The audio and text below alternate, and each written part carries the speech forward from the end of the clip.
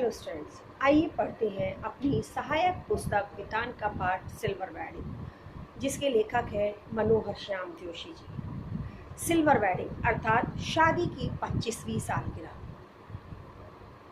यह जो हमारी कहानी है, यह कहानी के मुख्य पात्र यशोधर बाबू, जिन्हें वाईडी पंत के नाम से भी पुकारा गया है, उनके सिल्वर वेडिंग या शादी की 25वीं सालगिरह के इर्द गिर्द होती है। लेखक बताते हैं कि जो यशोधर बाबू जी हैं, वह एक सच्चे कर्मनिष्ठ व्यक्ति थे। उनका नियम था कि वे सरकारी नौकरी में होने के बावजूद भी सुबह 10 बजे से लेकर 5 बजे तक का समय अपने कार्य को देते थे और इस दौरान वह अपने साथियों और अधीनस्थ कर्मचारियों से सिर्फ कार्य करने भर का नाता रखते थे। लेकिन व्यवहार कुशल होने के कारण उन्हें इस बात का ध्यान था कि सभी से संबंध अच्छे बने रहने चाहिए। इसलिए वह शाम को ऑफिस से जाते समय उन सब के बीच कुछ हल्की फुल्की बातें करके या हंसी मजाक करके माहौल को खुशनुमा बना देते थे। यशोधर बाबू सरल स्वभाव के थे। एक दिन की बात है कि ऑफिस से जाते समय, जब वह ऑफिस से जा रहे थे, उस समय अपने साथियों से वह हल्की फुल्की बातचीत कर रहे थे। उनके अधिक समय तक लगातार काम करने की इस आदत से उनके साथी और अधीनस्थ कर्मचारी सभी परेशान भी थे, क्योंकि यदि यशोधर बाबू 5 बजे तक काम करते रहेंगे तो बाकी सबको भी करना ही होगा। एक दिन की बात है कि यशोधर बाबू शाम को घर जाने के समय साथियों से थोड़ी बहुत बातचीत या मजाक कर रहे थे। उस समय उन्हीं के बीच एक कर्मचारी चड्ढा, जिसकी चौड़ी मोहरी की पैंट को वह कई बार टोक चुके थे, उससे घड़ी से संबंधित कुछ तर्क वितर्क हो जाता है और कुछ बहस सी होने लगती है। तब यशोधर बाबू उस बहस को वहीं रोक देते हैं और उसी दौरान एक साथी पूछता है कि आपका विवाह कब हुआ था या आपकी शादी कब हुई थी। तब वह तारीख बताते हैं तो हिसाब लगाकर तुरंत दूसरा साथी कहता है कि आज तो आपकी सिल्वर वेडिंग है, अर्थात आपकी शादी की 25वीं सालगिरह है। सभी उन्हें बधाई देते हैं और साथ ही पार्टी की मांग करते हैं। यशोधर बाबू उन सबसे कहते हैं कि सिल्वर वेडिंग जैसी चीज़ हमारी संस्कृति में शामिल नहीं है, यह अंग्रेजी परंपरा के चोंचले हैं। लेकिन साथियों के अधिक कहने पर वह कुछ पैसे निकाल कर देते हैं कि ठीक है, आप लोग पार्टी करो। जिस साथी को वह पैसे देते हैं, वह चपरासी को बुलाकर उसे पैसे दे देता है कि चाय और मठरी ले आओ सबके लिए। पैसे देने के बाद यशोधर बाबू जाने लगते हैं तो सभी उन्हें रोकते हैं, लेकिन यशोधर बाबू इसे अपनी परंपरा का हिस्सा ना बताकर उन सबको एंजॉय करने के लिए कहकर निकल जाते हैं। यशोधर बाबू का नियम था कि वह 5 बजे ऑफिस से या दफ्तर से निकलने के बाद रात को 8 से 9 के बीच घर पहुंचते थे। बीच का जो सारा समय था वह किसी से यदि मिलना हो, कुछ सामान खरीदना हो, इन सारी चीज़ों में लगाते थे और साथ ही वह बिरला मंदिर होते हुए जाते थे। रोजाना की तरह यही क्रम उनका चल रहा था। जब वह बिरला मंदिर जा रहे थे तो रास्ते में एक अहाते को देखकर वह कुछ सोचने लगते हैं, रुक जाते हैं। उस अहाते को देखकर उन्हें याद आता है कि यहाँ पर किशनदा रहा करते थे। किशनदा उनके बड़े भाई के समान थे, कहने को उन्हीं के दफ्तर में काम करने वाले थे। जब यशोधर बाबू शहर आए थे तब किशनदा ने ही उन्हें नौकरी दिलाई, उन्हें रहने के लिए सरकारी फ्लैट दिलाया, अपने साथ रखा और उन्हें छोटे भाई की तरह उनके साथ व्यवहार किया और वह उन्हें भाऊ कहकर पुकारते थे। दोनों का काफ़ी समय एक साथ बीतता था। यशोधर बाबू ने किशनदा को अपना आदर्श मान लिया था, उनके आदर्शों को अपने जीवन में उतार लिया था। किशनदा ने विवाह नहीं किया था, वे अविवाहित थे और उनके द्वारा अपनाए गए जीवन सिद्धांतों को, जीवन मूल्यों को यशोधर बाबू ने भी अपना लिया था, जो उनके परिवार के साथ उनके तालमेल में बाधा बनते थे। और यही कारण था कि यशोधर बाबू 5 बजे दफ्तर से निकलने के बाद 8 से 9 के बीच घर पहुंचते थे। क्योंकि परिवार के सदस्यों, यहाँ तक कि पत्नी, बच्चे ही नहीं, पत्नी से भी उनके विचारों में तालमेल नहीं हो पाता था और वे कम से कम समय अपने घर पर बिताना चाहते थे। इसलिए वह ये सारे कार्य करते हुए और बिरला मंदिर होते हुए घर पहुंचते थे। रोजाना की तरह वही क्रम रहा। बिरला मंदिर में पहुंचे, वहां पर थोड़ा उन्होंने प्रवचन सुना और प्रवचन सुनने के दौरान कुछ ऐसी बातें सुनते हैं कि उन्हें अपने बहनोई की याद आ जाती है कि उनके बहनोई बहुत बीमार हैं और उन्हें देखने के लिए जाना चाहिए। लेकिन साथ ही उन्हें यह भी पता है कि जब वह अपने घर में पत्नी और बच्चों के सामने बहनोई को देखने जाने की बातें कहेंगे तो कोई भी उनकी बात से सहमत नहीं होगा और उन्हें आर्थिक तंगी का भी सामना करना पड़ेगा। कारण यह था कि उनकी पत्नी बिल्कुल अलग विचारों की थी। उन्होंने समय के साथ अपने आप को ढाल लिया था, बच्चों की हाँ में हाँ मिलाती थी। वह नए जीवन आदर्शों को अपना चुकी थी जो कि यशोधर बाबू नहीं अपना पाए थे। उनकी पत्नी का रहन सहन, पहनावा, बातचीत, तौर तरीके सब कुछ आधुनिक हो गए थे और क्योंकि उनकी पत्नी को ऐसा लगता था कि जब तक वह संयुक्त परिवार में रहती थी तब तक उन्हें दबा कर रखा गया। वह सिर्फ और सिर्फ साड़ी पहनती थी, घूंघट निकालती थी और भी बहुत सारी ऐसी पाबंदियां थी जिनका उन्होंने सामना किया। उनका मानना था कि अब वह उन सारी चीज़ों से आज़ाद है, स्वतंत्र है और उनके बच्चे भी उन सारी चीज़ों को मानने के लिए बाध्य नहीं है। यशोधर बाबू की बेटी बिना वहाँ की टॉप और जीन्स पहनती थी, ऊंची हील की सैंडल पहनती थी जो उन्हें पसंद नहीं था। उनकी पत्नी बिना वहाँ की ब्लाउज पहनती थी, लाली लगाती थी और बाल काले करती थी। ये सारी चीज़ें उन्हें अच्छी नहीं लगती थी, जिन बातों के कारण वह उन्हें शायनाल बुढ़िया कहकर पुकारते थे।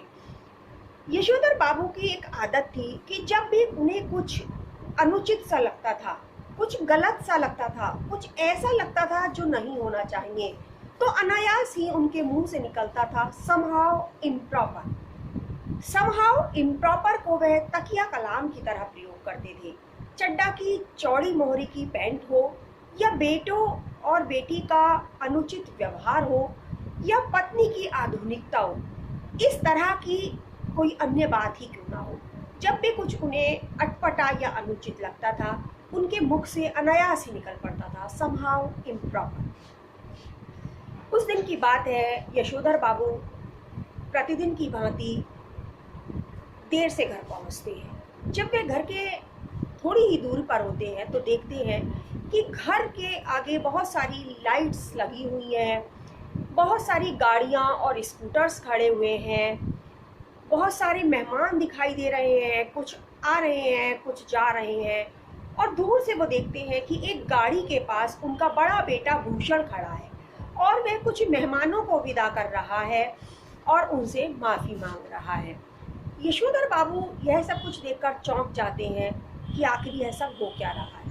जैसे ही वह नज़दीक पहुंचते हैं तो उनका बड़ा बेटा उनसे कहता है, क्या बाबा, आप आज भी इतनी देर से आए? वह पूछते हैं आखिर यह सब क्या है? तब वह कहता है, यह आपकी सिल्वर वेडिंग की पार्टी है। यशोधर बाबू उनसे कहते हैं कि यह तो हमारी परंपरा का कोई हिस्सा नहीं है, तो सिल्वर वेडिंग की पार्टी कैसे? तभी उनकी पत्नी आ जाती है और वह भी इस बात से नाराज होती है कि वे बहुत देर से आए। उनका बड़ा बेटा भूषण कहता है कि मेरे जो सर हैं, जो मेरे बॉस थे, वह अभी गए हैं, इतनी देर से आपकी प्रतीक्षा कर रहे थे, आप नहीं आए और वह अभी आपसे बिना मिले चले गए हैं, जो कि अच्छा नहीं है। यशोधर बाबू आश्चर्यचकित होकर उन सारी व्यवस्थाओं को, उन चीज़ों को देखते हैं। उन्हें लगता है कि बचपन में कभी उनका जन्मदिन भी एक लड्डू के साथ नहीं मनाया गया, और आज उनकी सिल्वर वेडिंग पर इतनी भव्य पार्टी, इतने सारे सामान बने हुए हैं। जब वे अंदर आते हैं तो सभी उनसे केक काटने के लिए आग्रह करते हैं। यशोधर बाबू मना कर देते हैं, लेकिन पत्नी के बार बार कहने पर, बच्चों के आग्रह पर, और यह देखकर कि पत्नी केक की मेज के दूसरी तरफ जा खड़ी हुई है, वह भी केक काटने के लिए हामी भर लेते हैं। केक कटता है।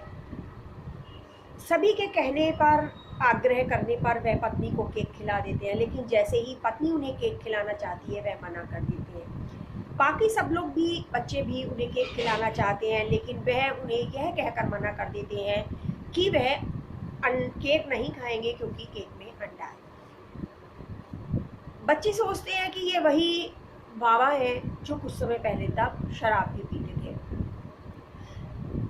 साथ ही जब वह केक खाने को मना कर देते हैं तो उनके आगे एक लड्डू लाया जाता है कि आप यह ही खा लीजिए, लेकिन वो यह कहकर इनकार कर देते हैं कि अभी उन्होंने संध्या पूजा नहीं की है। गुस्से में आकर उनका बड़ा बेटा कहता है, तो ठीक है, फिर आप पहले संध्या पूजा ही कर लीजिए। ऐसा सुनकर वह अंदर कमरे में चले जाते हैं, और अंदर जाकर वह कपड़े बदलकर संध्या पूजा करने बैठ जाते हैं। संध्या पूजा करते समय उनकी पूजा बहुत लंबी हो जाती है। क्यों? क्योंकि उनका मानना ये था कि उनकी पूजा के होते होते यदि सारे मेहमान चले जाएं तो ज़्यादा उचित है।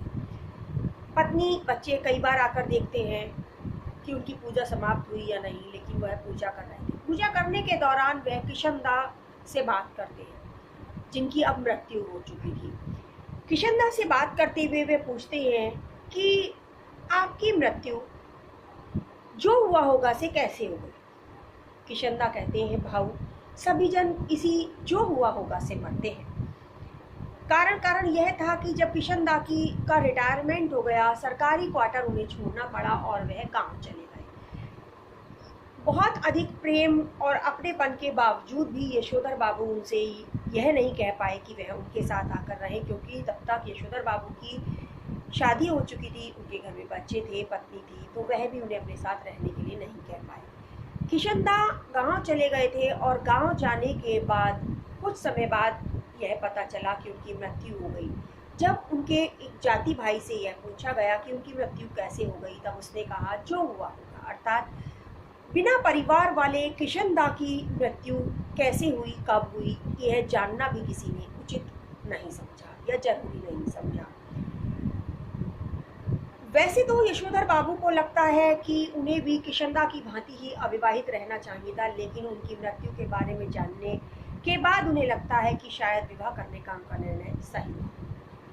काफ़ी देर तक पूजा करने के बाद वह उठकर बैठक में आते हैं। तब तक देखते हैं कि सारे मेहमान जा चुके हैं।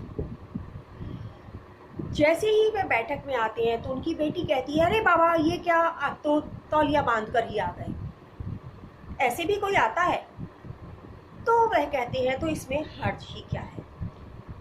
तभी यशोधर बाबू की नज़र कोने में एक मेज पर रखे उपहारों पर पड़ती है, और वह कहते हैं, अरे यह कोई अपना सामान भूले जाता है। तब बच्चे उनसे कहते हैं, यह आपके लिए आए हुए उपहार हैं, चलिए इनको देखते हैं।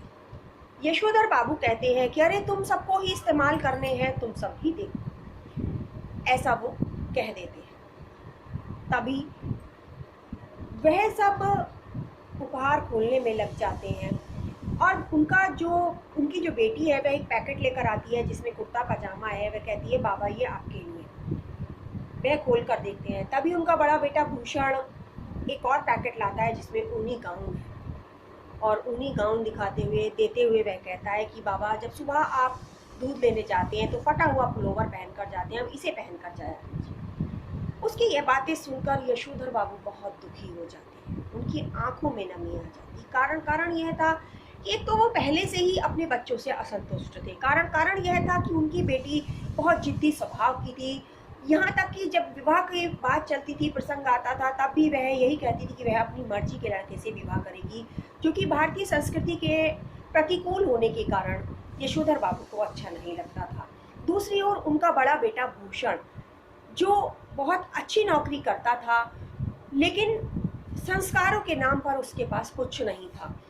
यशोधर बाबू चाहते थे कि उनका बेटा अपनी तनख्वाह उन्हें ला कर दे कि बाबा यह आपके लिए है, लेकिन उनका बेटा ऐसे नहीं करता था। तनख्वाह उस समय अकाउंट में आती थी, बैंक खाते में आती थी, लेकिन यशोधर बाबू का मानना था कि बैंक खाता ज्वाइंट भी तो हो सकता है, अर्थात दो लोगों के नाम पर एक खाता भी तो हो सकता है जिसमें वह तनख्वाह आ जाए। साथ ही बहुत सारे विवाद होते थे, तर्क वितर्क होते थे, क्योंकि उनके बच्चे नई नई चीज़ें घर में लाना चाहते थे। बेटा भूषण अपनी नौकरी और तनख्वाह पर बहुत अभिमान करता था। वह घर में नई नई चीज़ें, टीवी, फ्रिज जैसी चीज़ें लाता था, जिससे यशोधर बाबू असंतुष्ट रहते थे। वह उस समय थोड़ा उन्हें सही भी लगता था जब आए हुए मेहमानों को फ्रिज का ठंडा पानी पीकर थोड़ा सुकून मिलता था, लेकिन वास्तव में वह उन सारी चीज़ों से असंतुष्ट थे, जबकि उनकी पत्नी उन सारी बातों में सहमति देती थी। बच्चों के इस तरह के व्यवहार से वह असंतुष्ट थे। पत्नी भी बच्चों की हाँ में हाँ मिलाती थी, उनकी बातों को, विचारों को, भावनाओं को समझने का प्रयास नहीं करती थी। इस कारण पत्नी से भी अनबन रहती थी। पत्नी और बच्चे उनसे इस तरह का अलगाव का व्यवहार करते थे, जो कि यशोधर बाबू को बहुत खलता था, और यही कारण था कि वह अधिक समय घर से बाहर बिताते थे। यशोधर बाबू की आंखों में उन उपहारों को देखकर नमी आने का कारण भी यही था।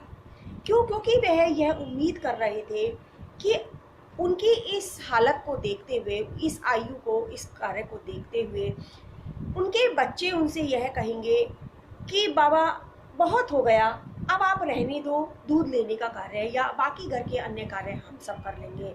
लेकिन उनकी अपेक्षाओं के विपरीत हुआ। उनके बेटे ने उन्हें ऊनी गाउन ला कर दिया और कहा कि अब आप इसे पहन कर जाइए। तो ये जो सारी चीज़ें थीं, ये इन सब के लिए यदि कोई उत्तरदायी है तो वह है पीढ़ी अंतराल, अर्थात दो पीढ़ियों के बीच जो अंतर है, जिसे हम जनरेशन गैप के नाम से भी जानते हैं। तो लेखक हमें यहाँ इस कहानी के माध्यम से यह बताना चाहते हैं कि यदि पीढ़ियों के बीच अंतराल जो आ जाता है, उसको सही तरीके से उसमें सामंजस्य ना बिठाया जाए, तो इस तरह के मतभेद हो सकते हैं। और इस तरह के मतभेद को दूर करने के लिए दोनों ही पीढ़ी के लोगों को कदम उठाना होगा, उन्हें ही प्रयास करने होंगे। बड़े लोगों को यह सोचना होगा कि छोटे बच्चे जो भी कुछ कर रहे हैं, वह कुछ यदि आधुनिकता का सामान ला रहे हैं, आधुनिक जीवन जी रहे हैं या आधुनिक विचार रखते हैं, तो उनमें सपोर्ट करना चाहिए, सहयोग देना चाहिए। और बच्चों को भी यह सोचना चाहिए कि यदि उनके माता पिता उनसे कुछ अपेक्षाएं रखते हैं, तो उन्हें पूरी करना चाहिए, उनके आदर्शों को अपने जीवन में अपनाना चाहिए। इस तरह यदि दोनों ही एक दूसरे को सहयोग देंगे, तो परिवार की व्यवस्था बहुत अच्छे से चलेगी, परिवार की गाड़ी बहुत अच्छे से दौड़ेगी, वरना यह व्यवस्था चरमरा जाएगी और परिवारों का विघटन होगा। भले ही आज संयुक्त परिवार का चलन ना रहा हो, लेकिन अपने संस्कारों, अपनी मर्यादाओं और एक दूसरे के प्रति मान सम्मान और अपेक्षाओं को हमें ध्यान रखना आवश्यक है। तो यहीं पर हमारी कहानी सिल्वर वेडिंग समाप्त होती है।